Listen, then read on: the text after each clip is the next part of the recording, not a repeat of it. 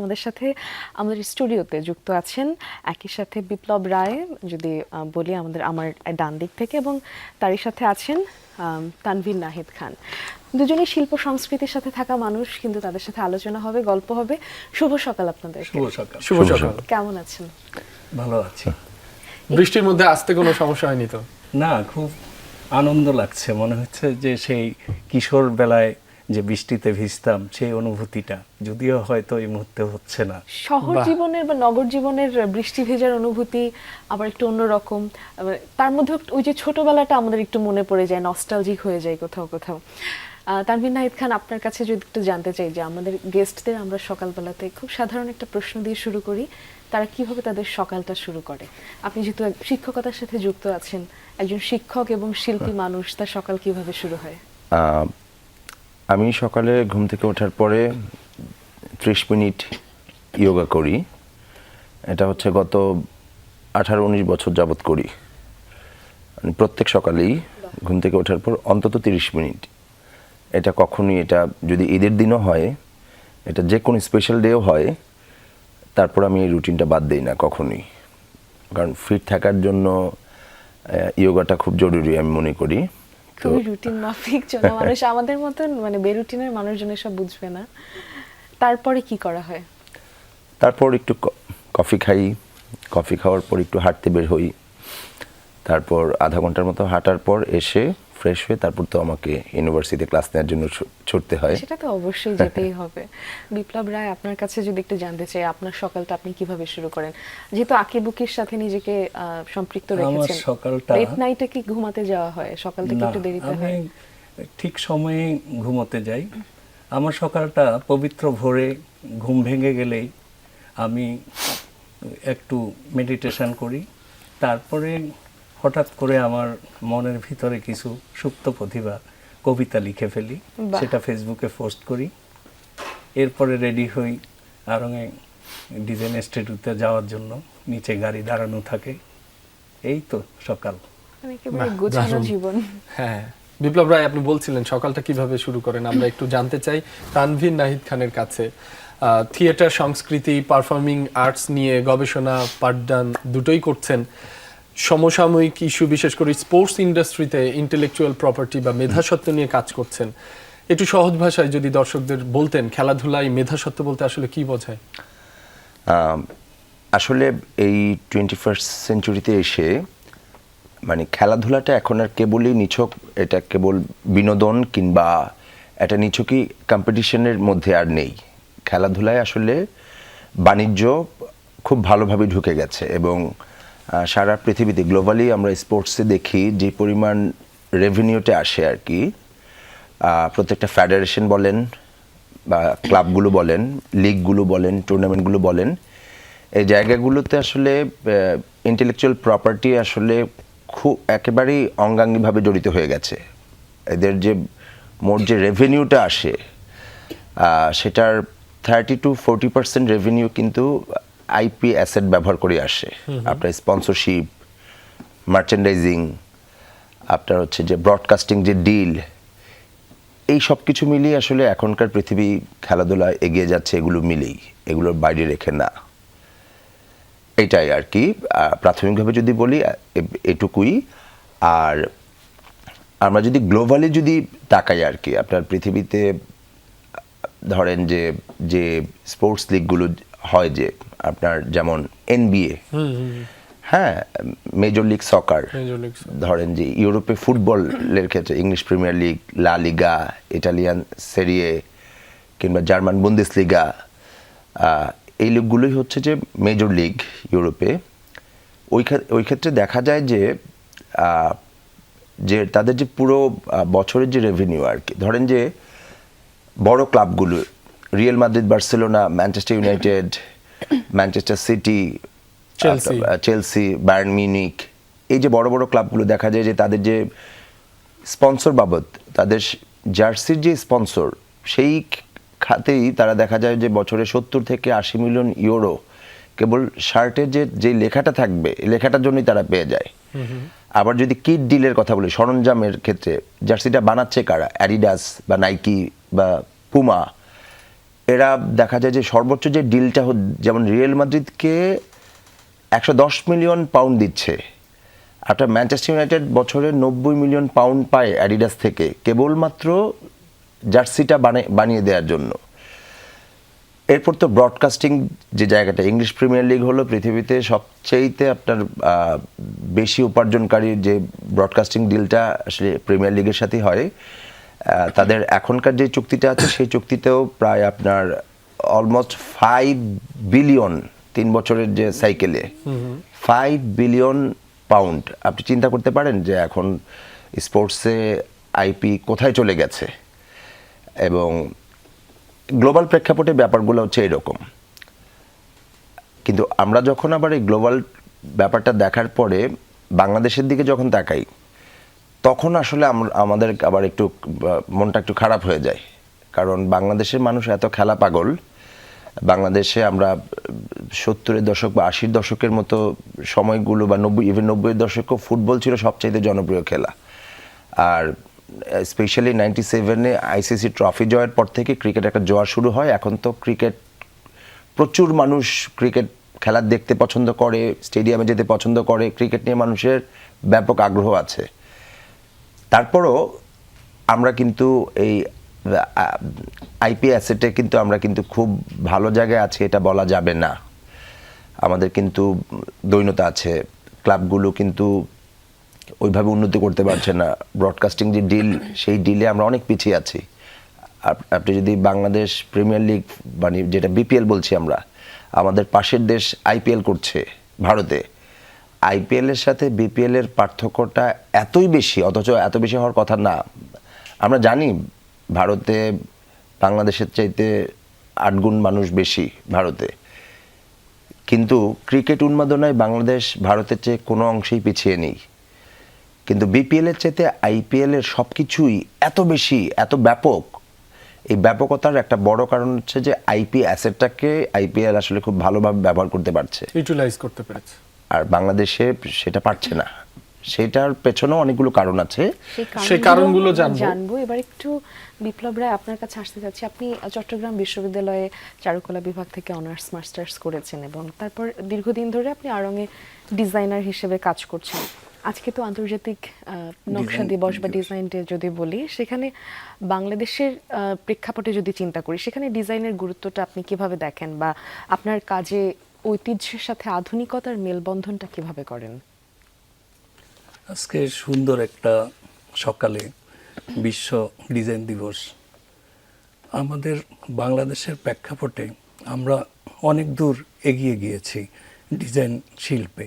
সেটা ফ্যাশনে হোক, যে কোনো প্রোডাক্টে হোক, আধুনিক বিশ্বে সাথে তাল মিলিয়ে আমাদের যে সৃজনশীলতা, আমাদের যে নান্দনিকতা, আমাদের যে লোকজ ঐতিহ্য, সব কিছু, সেটা কাঁথা, জামদানি, সেই জিনিসগুলি আমরা আমাদের পোশাকে আমাদের ঐতিহ্যের সাথে তাল মিলিয়ে বিশ্বের দরবারে আমরা প্রতিষ্ঠিত করতে পারছি। অনেক ফ্যাশন ইন্ডাস্ট্রি বাংলাদেশে ঐতিহ্যের সাথে কাজ করছে, আধুনিক বিশ্বের যে ডিজাইন ভাবনা সেটা নিয়ে ডিজাইনাররা অনেক ভালো করছে বিশ্বের বিভিন্ন প্ল্যাটফর্মে। বাহ, কারণ আপনাদের সাথে আলোচনা চলবে, কিন্তু দর্শক, গল্পের আড্ডার এই পর্যায়ে আমরা আর একটা বিরতিতে যাওয়ার প্রস্তুতি নিচ্ছি এবং এটা একেবারে আমাদের আয়োজনের শেষ বিরতি। বিরতি থেকে ফিরে আবারও গল্প হচ্ছে, সাথেই থাকুন।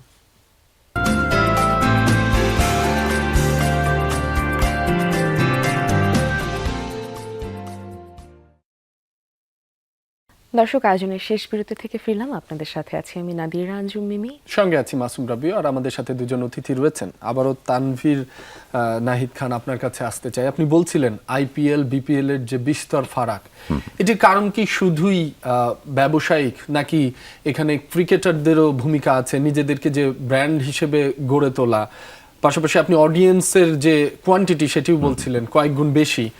তবে আসলে কি কারণে এই বিস্তর ফারাকটার, এটা নিরূপণে কি কি করা প্রয়োজন? এটা একটা লিগ যখন আপনার ফ্র্যাঞ্চাইজি, এটা তো ফ্র্যাঞ্চাইজি লিগ, আপনার এখানে ওনারশিপ, কিন্তু আমাদের বিপিএলে কিন্তু ওনারশিপ ঘন ঘন চেঞ্জ হয়। প্রতি বছরই প্রায় চেঞ্জ হয়। আপনার হচ্ছে যে প্লেয়ার কেন্দ্রিক যে ব্র্যান্ড ভ্যালুটা ওইটা আমরা তৈরি করতে পারিনি। আইপিএলে বিরাট কোহলি শুনলে আপনি রয়্যাল চ্যালেঞ্জার্স ব্যাঙ্গালোরের কথা আপনার মাথায় আসবে। আরসিবি, মহেন্দ্র সিং ধোনি মানে Chennai super kings. Chennai super কিংসের আপনি গত 18-19 বছরের জার্সি দেখেন, মোরলেস কাছাকাছি হলদে যে হলুদ যে জার্সিটা, আপনি কি চিটাগং এর যে ফ্র্যাঞ্চাইজি গত 18 বছরে কোনো মিল আছে আপনার? আমরা ওইটা পারি না। আর পারিশ্রমিক একটা বড় ব্যাপার। পারিশ্রমিক ঠিকভাবে নানান সময় এরকম অভিযোগ পাওয়া গেছে যে ফরেন প্লেয়ার যারা আসে তাদের অনেকেই পারিশ্রমিক ঠিকভাবে পাচ্ছে না, সময় মতো পায় না। হ্যাঁ, এরকম অনেকগুলো দিক আছে। সবচেয়ে বড় হচ্ছে দূরদর্শিতার অভাব। হ্যাঁ, proper management, proper broadcasting deal, merchandising এবং স্পন্সরশিপ ডিল, মানে আইপিএর বেসিক ব্যাপারগুলো আসলে, যেমন আমাদের যে দলগুলোর যে লোগো, ট্রেডমার্ক, ইন্টেলেকচুয়াল প্রপার্টির একটা গুরুত্বপূর্ণ জায়গা হচ্ছে ট্রেডমার্ক। আমরা হচ্ছে যে কোনো আমাদের দলগুলোর লোগোটা আপনি কি মনে করতে পারবেন কোন দলের লোগো কোনটা? কারণ ঘন ঘন চেঞ্জ হয়ে যাচ্ছে। একটা ব্র্যান্ড ভ্যালু এস্টাবলিশড হয় আপনার যখন এটা দীর্ঘদিন ধরে এটা চলে, অব্যাহত থাকে।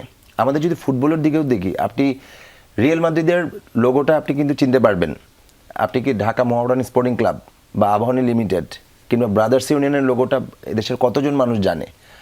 আমাদের দেশের এখনকার তরুণ প্রজন্ম কিন্তু ইউরোপের খেলাধুলা প্রচুর পরিমাণে দেখে, প্রচুর।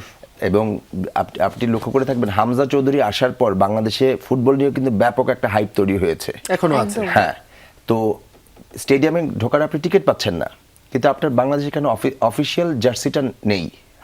আপনি কেন গুলিস্তান থেকে লোকাল জার্সিটা কিনছেন? কপিটা, একদম কপিটা। তো এই ব্যাপারগুলোতে যদি আইপির যে রাইটটা আছে সেটা যদি আমরা স্ট্রিক্টলি যদি ফলো করি, শুধু ফুটবল বা ক্রিকেট না, যে কোনো ক্রীড়াতেই আসলে খুব ভালো কিছু করা আসলেই সম্ভব। তো এই ব্যাপারগুলোতে যদি সবাই যার যার জায়গা থেকে, ফেডারেশনের জায়গা থেকে এবং শিল্প মন্ত্রণালয় তো এই বিষয়গুলো দেখে, তারা যদি হচ্ছে যে প্রপার আরেকটু গাইড করে, শিল্প মন্ত্রণালয়ের কিন্তু লং টার্ম কিন্তু প্ল্যান আছে, কিন্তু আমাদের ফেডারেশনগুলোকে কাজ করতে হবে এবং প্লেয়ারদেরকেও একটু সচেতন হতে হবে। আপনারা দেখবেন যে উসাইন বোল্টের মতো মানুষ, তার একটা যে লাইটনিং বোল্ট, তার একটা জেস্টার আছে, সেটা ট্রেডমার্ক আছে। এখনকার আধুনিক ফুটবলাররা বা বিভিন্ন স্পোর্টস পার্সনরা তাদের একটা গোল দেওয়ার পর যেই উদযাপনটা করছে সেটা কিন্তু ট্রেডমার্ক করে ফেলে তারা, ওইটা অন্য কেউ ব্যবহার করতে পারে না। আমাদের দেশে এখন পর্যন্ত একজন প্লেয়ারও এটা করে না, কিংবা আদৌ তারা জানে কিনা। তো এই বিষয়গুলোতে সচেতনতা জরুরি, এবং সবকিছুতে আসলে লং টার্ম একটা প্ল্যান না থাকলে আসলে আপনি কোনো কিছুতে এগোতে পারবেন না।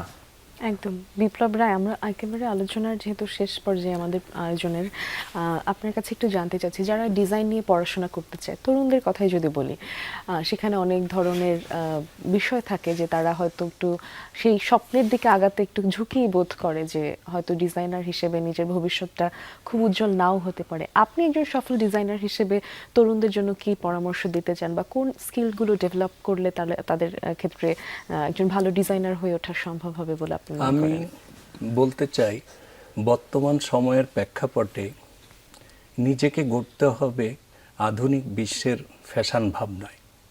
ফোরকাস্টিংটা ভালোভাবে জানতে হবে, ফ্যাশন ট্রেন্ড জানতে হবে, কালার সম্বন্ধে ভালো আইডিয়া থাকতে হবে, মোটিভ টেকনিক সম্বন্ধে তার জানা থাকবে। সব কিছু মিলিয়ে যখন সে তার কম্পোজিশনটা, তার ডিজাইনটা তার পোশাকে আনবে, তখন একজন মানুষ সেটা গ্রহণ করবে। আর সেই গ্রহণযোগ্যতাটা তৈরি করতে পারলেই একজন নতুন ডিজাইনার সে নিজেকে তার কর্মকাণ্ডে ব্যস্ত রাখতে পারবে। বাহ, চমৎকার। এবার একটু তানভীর নাহিদ খান, আপনাকে জিজ্ঞেস করি, মানে প্রশ্নটা বললে হয়তো এমনটা হবে যে ছোটবেলায় আমরা যেমন আমাদেরকে জিজ্ঞেস করা হতো বাবাকে বেশি ভালোবাসো নাকি মাকে। আপনি শিল্পচর্চার সাথে যুক্ত আছেন, নাটক নির্দেশনা দিয়ে থাকেন, ইভেন আপনি ঢাকা বিশ্ববিদ্যালয়ে থিয়েটার অ্যান্ড পারফরমেন্স স্টাডিজ বিভাগে শিক্ষকতা করছেন। সেখানে আপনার অন্য অভিজ্ঞতা, আবার খেলাধুলার প্রতি অন্যরকম একটা ঝোঁক আপনার। এই দুইটা ক্ষেত্রে যদি বলি যে আপনার কাছে কোনটা আপনাকে বেশি আনন্দ দেয়, নাট্য নির্দেশনা নাকি হচ্ছে খেলাধুলা নিয়ে মেতে থাকা, বা দুটার কোনটাকে আপনি বেশি উপভোগ করেন? আসলে খেলাধুলাও তো পারফরমেন্স, একদম। শিল্পচর্চা পারফরমেন্স। আমি পারফরমেন্স পছন্দ করি, তার মানে আমি আসলে দুটোই পছন্দ করি। বাহ। আসলে অ্যাস্থেটিক ব্যাপারটা, একজন ফুটবলার যে ড্রিবলিংটা করেন সেটাতেও কিন্তু নান্দনিকতা থাকে। একজন অভিনেতার অভিনয়ের যে প্রত্যেকটা ক্রিয়া, সেই ক্রিয়াতেও নান্দনিকতা থাকে। আমি নান্দনিকতা পছন্দ করি, পারফরমেন্স পছন্দ করি।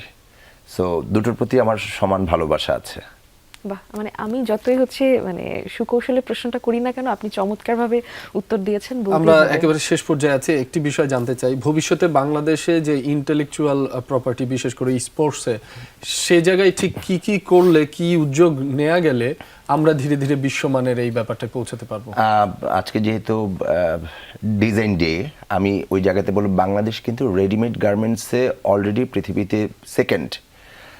আমাদের কিন্তু স্পোর্টস ওয়্যারের ক্ষেত্রে কিন্তু আমরা কিন্তু যে ইন্ডাস্ট্রিয়াল ডিজাইনে কিন্তু নতুন নতুন কিন্তু অভিনব কিছু করার কিন্তু সুযোগ আছে আমাদের এইখানে। যদি রিসার্চ অ্যান্ড ডেভেলপমেন্টে যদি আমরা যদি আরও বেশি বিনিয়োগ করি, আমরা যদি লোকাল যে স্টার্ট আপগুলো আছে এসএমই, সেই জায়গাগুলোতে যদি আমরা গুরুত্ব দেই, আমরা যদি হচ্ছে যে ক্লাবগুলোর বলেন, স্পোর্টসের নানান জায়গায় ব্রডকাস্টিংয়ের যদি আমরা গুরুত্বটা দেই, ট্রেডমার্কগুলোটাকে মানুষের কাছে পৌঁছাতে হবে, রেজিস্ট্রেশন করতে হবে, এবং সর্বোপরি হচ্ছে লং টার্ম যদি আমরা একটা প্ল্যান নেই যে আগামী 10 বছরে আমরা 10 বছর পর কোথায় যাব, শর্ট টার্ম প্ল্যান করে আসলে কোনো কিছু হয় না। আপনি এরই মধ্যে বলছেন, হ্যাঁ, সাস্টেনেবল ইকোনমিক ডেভেলপমেন্টের জন্য আপনার লং টার্ম প্ল্যান দরকার, এবং একটা প্ল্যান আপনি যখন শুরু করবেন, এইটার পেছনে পর্যাপ্ত গবেষণা করে, পর্যাপ্ত উপযুক্ত লোকদেরকে দায়িত্ব দিয়ে আসলে, এবং পাবলিক পার্টনারশিপ কিন্তু আপনার একটা কোলাবোরেশন দরকার আছে সরকারের সাথে। যে টেক ফার্মগুলো আছে সেগুলো যদি একটা খুব ভালো যদি কোলাবোরেশন হয়, তাহলে আমরা খুব ইন্টেলেকচুয়াল প্রপার্টিতে খুব ভালো জায়গায় যেতে পারবো। স্পোর্টসের ক্ষেত্রে তো বটে, অন্যান্য জায়গাতেও খুব ভালো জায়গায় যেতে এমনটাই পারবো। প্রত্যাশা আমাদের। একটি ছোট প্রশ্ন মাধ্যমে শেষ করতে চাই। আপনি যেহেতু শিক্ষার্থীদের নিয়ে সরাসরি কাজ করছেন, এই যে ইন্টেলেকচুয়াল প্রপার্টি, এটিও যে একটি ক্যারিয়ার হতে পারে ফিউচারে, বিশেষ করে স্পোর্টসে যাদের আগ্রহ আছে, সেই ব্যাপারটা নিয়ে আপনার ভাবনা কেমন, বা তাদের আগ্রহ কেমন দেখছেন? এখনকার একেবারেই তরুণদের মধ্যে ভীষণ রকমের আগ্রহ আছে, এবং এখন বাংলাদেশের এখনকার তরুণরা তো যেহেতু ডিভাইসটা খুব অ্যাভেলেবল, ইন্টারনেট অ্যাভেলেবল, তারা সারা পৃথিবী সম্পর্কে খোঁজখবর রাখে। এই জেনারেশনের খুব ভালোভাবেই তাদের আগ্রহ আছে, এবং হচ্ছে যে তারা অনেকেই কিন্তু, যেমন ইউরোপে দেখা যায় কি, আপনার ছোট ছোট বিষয়গুলোতেও তারা হচ্ছে যে নিজস্ব অফিসিয়াল যে ওয়েবসাইটে সব কিছু থাকে, ভিডিও গেমের মাধ্যমে, আপনার অ্যাপের মাধ্যমে, মানে ইন্টেলেকচুয়াল প্রপার্টিটা ঠিকভাবে ফ্যানদের কাছে তো আপনার পৌঁছাতে হবে।